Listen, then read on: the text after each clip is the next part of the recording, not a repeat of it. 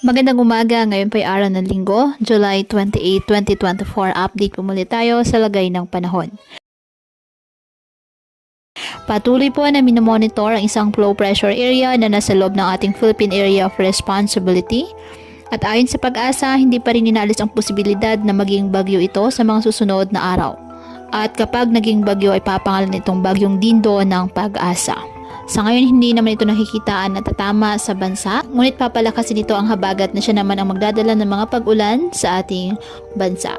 Southwest monsoon o habagat ay nakakapekto pa rin sa western section ng Luzon at Visayas.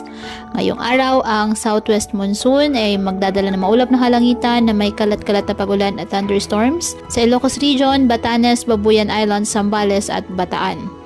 Apektado naman ang trough ng low pressure area ang Bicol Region, Eastern Visayas, Northern Mindanao, Surigao del Norte, Surigao del Sur, Dinagat Islands at Quezon.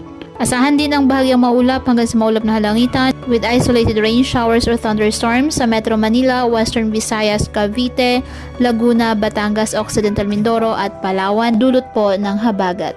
Ang nalalabing bahagi ng ating bansa apektado ng mga localized thunderstorms. Kaya patuloy po natin na pag-iingat ang ating mga kababayan sa banta po ng mga pagbaha at pagguho ng lupa, lalo na po kapag may malalakas na ulan, at ugaliin na magdala palagi ng payong o kahit anumang panangga sa ulan sa tuwing lalabas po ng ating mga tahanan. At yan po muna ang update sa lagay ng panahon ngayong araw. Muli patuloy po tayo na mag-ingat at palaging tandaan, God loves you. Stay safe and God bless.